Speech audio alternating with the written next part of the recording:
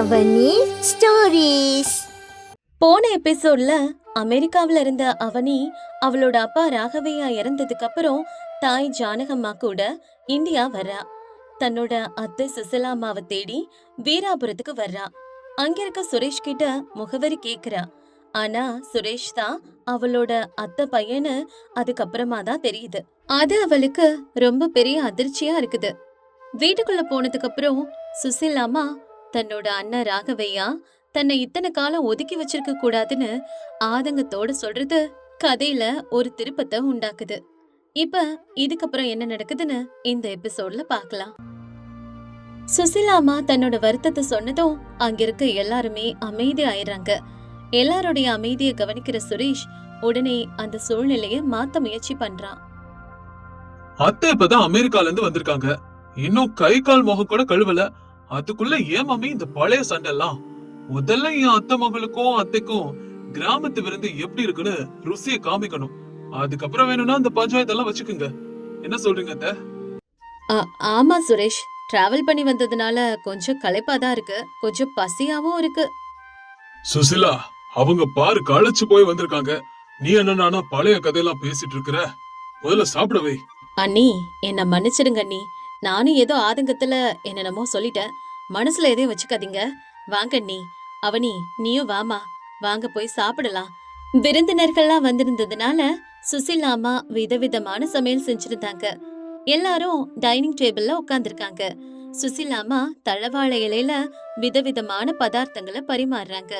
பருப்பு, நெய், மாங்காய் ஊறுகாய், கொங்குரா துவையல், பலாக்காய் கூட்டுன்னு பல வகைகள் இருந்துச்சு. என்ன அவனி, அமெரிக்கால இப்படிலாம் ஒரு சாப்பாடு உனக்கு கிடைச்சிருக்காதுல்ல?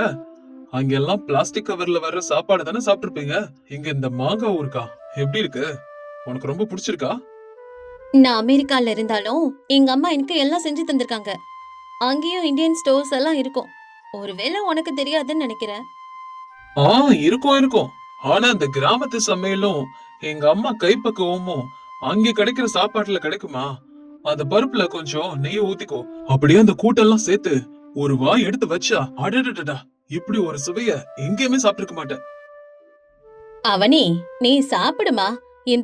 இந்த துவையல வச்சுக்கோ. உங்க அப்பாவுக்கு துவையல்னா ரொம்ப பிடிக்கும்.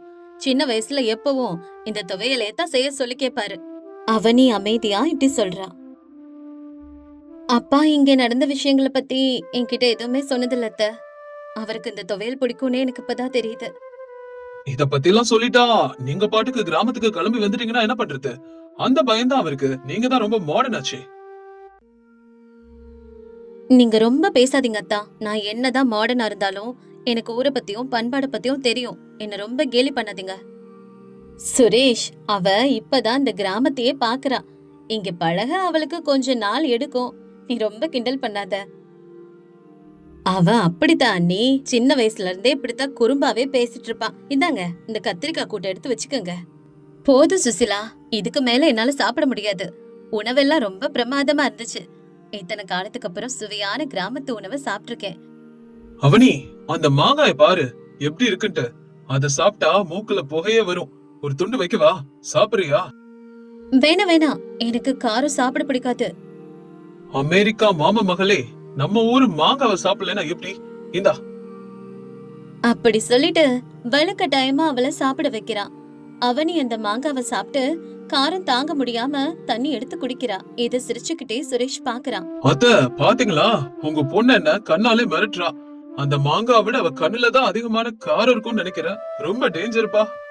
சுரேஷ் இப்படி குட்டி குட்டி கலாட்டாக்கள் செஞ்சு அங்க இருக்க யாரையுமே வருத்தப்படாம சிரிக்க வைக்க முயற்சி பண்றான். அவனுக்கு ஒரு பக்கம் கோபம் வந்தாலும் சுரேஷ் எல்லாரையும் சந்தோஷமா வச்சிருக்க எடுக்கிற முயற்சி அவளுக்கு பிடிக்குது. சாப்பாடு முடிச்சதுக்கு அப்புறம் எல்லாரும் ஹால்ல இருந்து சோஃபால உட்கார்ந்துருக்காங்க. வெளியில ஜில்லுன்னு காத்து வீசிட்டு இருந்துச்சு. இப்ப சூழ்நிலை மறுபடியும் மாறுது. சுசிலா அம்மாவோட முகத்துல அந்த கேள்வி மட்டும் இன்னும் மிச்சம் இருந்துச்சு. அம்மா, இப்ப சொல்லுங்க, சாப்பாடும் முடிஞ்சிருச்சுல. அப்பா ஏன் அத்தைய ஒதுக்கி வச்சாரு? அவங்களுக்குள்ள என்ன சண்டைதான் அப்படி இருந்துச்சு? எனக்கு எல்லாமே தெரிஞ்சாகணுமா? சொல்லுங்க. ஆமாத்த, எனக்கும் அத பத்தி தெரிஞ்சுக்கணும். அம்மா எப்பவும் மாமாவை பத்தி நினைச்சு வருத்தப்பட்டுட்டே இருப்பாங்க. சொல்லுங்க. சுரேஷ், அதெல்லாம் எப்போ நடந்த பழைய விஷயம். இப்ப அதெல்லாம் தோண்டி எடுத்து பேசிட்டு இருந்தா வருத்தம் தான் மிஞ்சும். இல்லம்மா, எனக்கு தெரிஞ்சே ஆகணும். அப்பாவோட வாழ்க்கையில எனக்கு தெரியாத ஏதோ ஒரு பெரிய ரகசியம் இருக்குன்னு தோணுது. அது தெரியாம என்னால நிம்மதியாவே இருக்க முடியாது. சொல்லுங்கம்மா. ஆமா ஜானகம்மா, பிள்ளைங்க கேக்குறாங்கல்ல, கடந்த காலத்தை மறைச்சு வச்சா அது எதிர்காலத்தை பாதிக்கும். அதனால நானே சொல்றேன், எல்லாரும் கேளுங்கப்பா. சத்யநாராயணா இப்படி சொல்லவும் எல்லாரும் அவரையே ஆர்வமா பார்த்தாங்க. அவரு இப்ப சொல்ல தொடங்குறாரு. அவனே, உங்க அப்பா ராகவையாவும் நானும் சின்ன வயசுல இருந்தே உயிர் நண்பர்கள். எங்களோடது நட்பு மட்டும் இல்ல, ரெண்டு உடல் ஒரே உயிர் போல இருப்போம். உங்க அப்பா எது செஞ்சாலும் என்கிட்ட கேட்டுக்கிட்டு தான் செய்வாரு. அவர் மட்டும் இல்லம்மா, நானும் அவர் பேச்ச வேத வாக்கா கேப்பேன். என்னம்மாமா சொல்றீங்க? அப்படின்னா நீங்க 2 பேரும் ஃப்ரெண்ட்ஸா? ஆமாமா, அந்த உரிமையில தான் நான் அடிக்கடி உங்க அப்பா வீட்டுக்கு போவேன். அப்பதான் சுசிலா கூட எனக்கு பழக்கம் ஏற்பட்டுச்சு. அது கொஞ்ச நாள்ல காதலா மாறிடுச்சு. நாங்க 2 பேரும் ஒருத்தர் நேசிச்சோம். ஆமா, என் அண்ணன் கிட்ட இந்த விஷயத்த சொல்ல நாங்க ரொம்ப முயற்சி பண்ணோம். ஆனா எங்களுக்குள்ள ஒரு பயம் இருந்துச்சு, அண்ணன் என்ன நினைப்பாரோன்னு. ஆனா நாங்க சொல்றதுக்கு முன்னாடியே எங்க விஷயம் எங்க அப்பாவுக்கு தெரிஞ்சு பிரச்சனை ஆயிடுச்சு. ஐயோ, தாத்தாவுக்கா? அவர் ரொம்ப கண்டிப்பானவர்ல கேள்விப்பட்டிருக்கேன். ஆமா சுரேஷ், உன் தாத்தா பழைய காலத்து மனுஷன். அவருக்கு கௌரவம் அந்தஸ்துனா உயிர் மாதிரி. உங்க மாமாவை கூப்பிட்டு, ராகவா, உன் நண்பன் உன் முதுகுல குத்திட்டான், உன் தங்கச்சியோட சுத்துறான், நீ நம்பின நண்பனே உன்னை ஏமாத்திட்டான்னு அவர் மனசுல நஞ்ச விதைச்சிட்டாரு. அப்பா அத நம்பிட்டாரா? உங்க அப்பா ஆவேசகாரமா என்கிட்ட வந்து கேட்கணும்னு நினைச்சிருக்கான். சரியா அந்த நேரத்துல நானும் சுசிலாவும் ஒரே அறையில உட்காந்து எப்படியாவது உங்க அப்பா கிட்ட கல்யாணத்தை பத்தி பேசலான்னு ஆலோசிச்சுக்கிட்டு இருந்தோம். அத பார்த்த உங்க அப்பா தப்பா புரிஞ்சுக்கிட்டாருமா. அதுக்கப்புறம் தான் எல்லா பிரச்சனையும். அண்ணன் அந்த ரூமுக்குள்ள வந்து என்னை இழுத்துக்கிட்டு போயிட்டாரு. உன்னை எவ்வளவு நம்பின சத்தியம், என் தங்கச்சியோட வாழ்க்கையோட விளையாடுவியான்னு அண்ணன் இவரை போட்டு அடிக்க போயிட்டாரு. நான் அவ்வளவு சொல்லியும் அவர் கேட்கவே இல்ல. அன்னையில இருந்து ராகவையா என் முகத்தை பாக்குறதே நிறுத்திட்டாப்ல. உங்க தாத்தா சுசிலாவுக்கு உடனே வேற இடத்துல கல்யாணம் பண்ணணும்னு முடிவு பண்ணிட்டாரு. அப்புறம் உங்க கல்யாணம் எப்படி நடந்துச்சு? உன் தாத்தா என்ன வீட்டுக்குள்ள பூட்டி வச்சுட்டாரு. நான் கொஞ்ச நாளா சாப்பிடவே இல்ல. உங்க அப்பா வந்து கெஞ்சுவாரு, தங்கச்சி சாப்பிடு, அவன் ஏமாத்துக்காரன், வேண்டாம்னு சொல்லுவாரு. ஆனா நான் சத்யநாராயணவை தான் கல்யாணம் பண்ணிப்பேன்னு பிடிவாதமா இருந்துட்டேன்.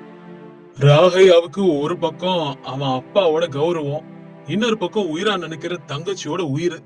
ரெண்டுக்கும் நடுவுல அவர் தவிச்சுதான் போனாரு. ஆனா உங்க தாத்தா மட்டும் கடைசி வரைக்கும் இதுக்கு ஒத்துக்கவே இல்ல.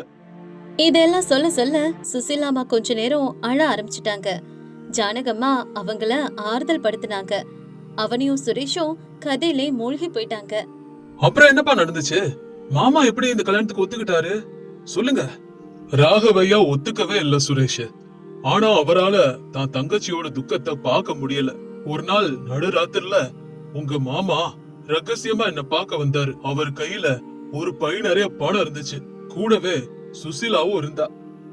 என்ன மாமா சொல்றீங்க? அப்பா பணம் கொடுத்தாரா? ஆமாமா, கண்ணீரோட என் கைய புடிச்சுக்கிட்டு, சத்தியம், என் அப்பாவோட கௌரவத்தை விட என் தங்கச்சி தான் எனக்கு முக்கியம், அவ நீ இல்லாம வாழ மாட்டேன்னு சொல்றா. ஆனா எங்க அப்பா உங்க கல்யாணத்துக்கு எப்பவும் ஒத்துக்க மாட்டாரு. அதனால நீங்க இப்பவே ஊரை விட்டு போயிருங்க, சுசிலாவை ஜாக்கிரதையா பாத்துக்கோ, இந்த பணத்தை வச்சு எங்கேயாவது பொழைச்சுக்கோங்கன்னு சுசிலாவையும் என்கிட்ட ஒப்படைச்சிட்டு போயிட்டாருமா. அண்ணன் என்னைய கட்டி புடிச்சு அழுதாரு. என்னை விட்டு நீ தூரமா போக போற சுசிலா, ஆனா நீ சந்தோஷமா இருக்கணும்னு என்ன வழி அனுப்பி வச்சாரு. நாங்க அன்னைக்கு ராத்திரியே ஊரை விட்டு ஓடி வந்துட்டோம். வாவ், மாமா இவ்வளவு தியாகம் பண்ணிருக்காரா? அப்புறம் எதுக்கா அவ்வளவு சண்டை? அதுக்கப்புறம் தான் பிரச்சனையே ஆரம்பிச்சது சுரேஷ். நாங்க ஓடி போன விஷயம் 2 நாள்ல ஊருக்கே தெரிஞ்சிருச்சு. உங்க தாத்தாவுக்கு அது ரொம்ப அவமானமா போயிடுச்சு. கௌரவம் போயிருச்சுன்னு ஊருக்காரங்க பேசுற பேச்ச அவர்னால தாங்கிக்க முடியல. அதுக்கப்புறம் உங்க தாத்தா அந்த வருத்தத்திலே படுத்த படுக்கை ஆயிருக்காரு. என் அண்ணன் தான் தாத்தா கூடவே இருந்து பணிவடை செஞ்சிருக்காரு. ஆனா உங்க தாத்தா கடைசி நிமிஷத்துல என் அண்ணன் கிட்ட நான் இப்படி ஆக காரணம் உன் தங்கச்சி தான். நீ எப்பவும் அவளை பார்க்கவே கூடாதுன்னு சத்தியம் வாங்கிட்டாரு. அப்புறம் உங்க தாத்தாவும் கொஞ்ச நாள்ல இறந்துட்டாரு. அந்த மரணத்துக்கு காரணம் சுசிலாவோட காதல் தான் ராகவையா ஆழமா நம்பி இருக்காரு. தான் தந்தை இழந்துட்டோமேங்கிற கோபத்துல சுசிலாவை நிரந்தரமா பிரிச்சுட்டாரு. அதுக்கப்புறம் தான் அவர் பட்டணம் போய் படிச்சு அமெரிக்கா போனதெல்லாம். அந்த கதையை கேட்டதும் அவனி கண்கள்ல கண்ணீர் வழியுது. தன்னோட அப்பா எவ்வளவு மன போராட்டத்தை அனுபவிச்சிருக்காருன்னு அவளுக்கு புரியுது. ஒரு பக்கம் தங்கச்சி மேல இருக்க பாசம், இன்னொரு பக்கம் அப்பா மேல இருக்க அன்பு. இதுலயே அவர் வாழ்க்கை முழுக்க தவிச்சிருக்காருன்னு அவளுக்கு புரியுது. அப்பா எப்பவுமே அவருக்குள்ளே வருத்தப்படுவாரம்மா. அவர் அத்தையை ஏன் ஒதுக்கி வச்சாருன்னு இப்பதான் புரியுது. அவருக்கு அத்தை மேல இருக்க கோபத்தை விட தாத்தாவை இழந்துட்டோமேங்கிற வருத்தம் தான் அதிகமா இருந்திருக்கும். அதான் காரணம். அண்ணன் என் காதல வாழ வச்சாரு, ஆனா என்னை அனாதையாக்கிட்டாரு. நான் அவருக்கு நன்றி சொல்லணும், அவர்கிட்ட பேசணும்னு எவ்வளவோ முயற்சி பண்ணேன். ஆனா ஒரு வாய்ப்பு கூட கொடுக்கல. வருத்தப்படாத மம்மி. மாமா நம்மள விட்டு போனாலும் அவரை போலவே அவனி நம்ம கிட்ட வந்திருக்கல்ல. இப்ப நம்ம எல்லாரும் ஒன்னா தானே இருக்கோம். ஆமா சுசிலாமா, அவர் அமெரிக்கால இருந்தாலும் உன்னை பத்தி எப்பவும் யோசிச்சுக்கிட்டே இருப்பாரு. அவரோட கோபம்லாம் சும்மா வார்த்தையில மட்டும்தாம்மா, மனசு அப்படி இல்ல. அப்ப எல்லார்கிட்டயுமே ஒரு விதமான அமைதி வந்துச்சு. இத்தனை காலமா ஒளிச்சு வச்சிருந்த ரகசியம் வெளிவந்ததுனால சுசிலாமாவோட மனசும் லேசாச்சு. சரி மேடம், ஸ்டோரி கேட்டாச்சுல. இப்ப நீங்க இந்த கிராமத்தை பத்தி தெரிஞ்சுக்கணும். நாளைக்கு நான் உன்னை வயலுக்கு கூட்டிட்டு போறேன். ரெடியாரு, சரியா? என்னது, வயலுக்கா? நோ, அங்க சேரெல்லாம் இருக்கும். நான்லாம் வரமாட்டேன். ஹலோ, அப்படி சொன்னா எப்படி? சேத்துல இறங்கலைன்னா சோறு கிடைக்காது, தெரியும்ல. நாளைக்கு நம்ம போறோம். சுரேஷ் இப்படி சொன்னதும் அவனி செல்லமா கோபிச்சுக்கிட்டு வீட்டுக்குள்ள போறா. அமெரிக்காவிலே வளர்ந்த அவனுக்கு இந்த கிராமத்தோட பழக்க வழக்கங்கள்லாம் ஒத்து வருமா? அவ அதை ஏத்துக்குவாளா? நாளைக்கு வயல்வெளிக்கு போவாளா? சுரேஷோட இந்த வம்பு வளர்க்கிற குணம் அவளை மாத்துமா? அப்பாவுக்காக அவனி என்னெல்லாம் செய்வா? இது எல்லாத்தையும் அடுத்த எபிசோட்ல பார்க்கலாம்.